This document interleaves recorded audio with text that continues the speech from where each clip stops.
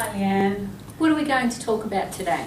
Today we're going to talk about information interviews. Okay. Why do we do information interviews as job seekers? Why do we do them? Okay, there are several reasons to do an informational interview. Firstly, it's a good way to develop your network and meet people who could be quite useful for you to especially tap into the hidden job market. It's also a way to gather information about potential jobs. Fantastic. So lots of good reasons to do an information interview. What is an information interview?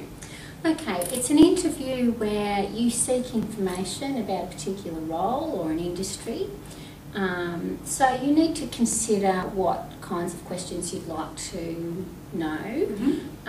So you need to put a bit of research into the kinds of things that you'd like to know about. And often we don't know what we don't know. So if you can ask open questions, often the people that you're interviewing will give you information that is very insightful. Fantastic idea. How would you suggest people prepare for an information interview?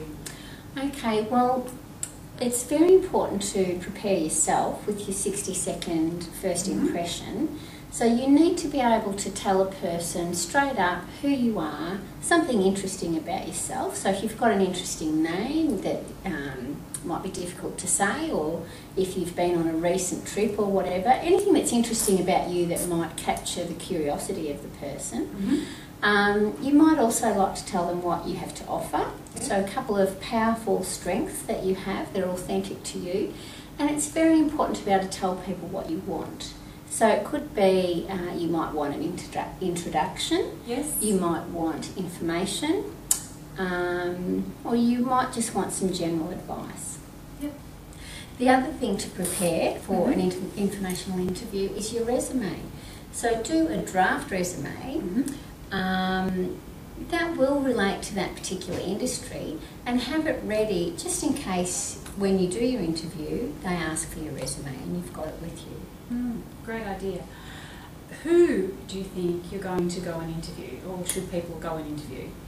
Well, it depends on your circumstance and what your purpose is. Sometimes you might want to interview someone to find out at an entry level, or even the most recent employee, what process did they go through.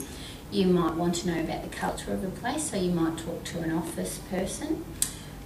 You might want to talk to a hiring person, so you need to be particularly organised to make a good impression for that person. Absolutely. Because in effect, imagine if you go through some questions. For example, you might just explain that you're at university and you're looking to get started. You might ask a person, how did they get started?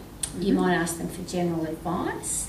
And you might finish the interview by asking, do they know anyone who might be interested in someone like you? Now, you haven't asked for a job, but it's a soft way of asking for a job. So that final question, they will answer that as if you did ask them for a job. So they will tell you, we don't have anything here right now, but I know someone who might be interested, and you get an introduction. But if by chance they say, well, we actually have some work coming up here, you've actually just bypassed the job application process. You've been in control of this interview and you've just been offered a job. So it's potentially a very important interview. Yeah, it has fantastic potential.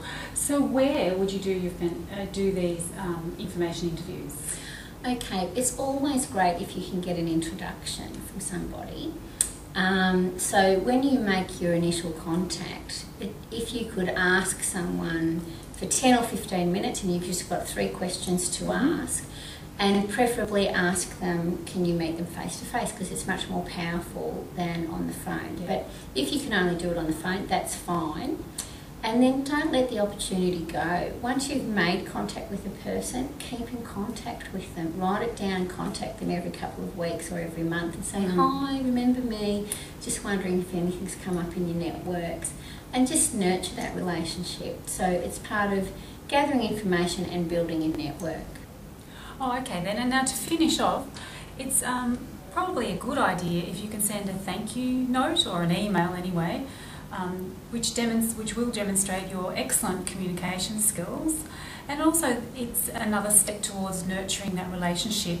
So don't let go of the people whom you've contacted and spoken with. Try and keep in contact with them, let them know how you're going and so on, so you develop your professional relationships, which is exactly what Leanne was speaking about earlier. Okay, great, thank you.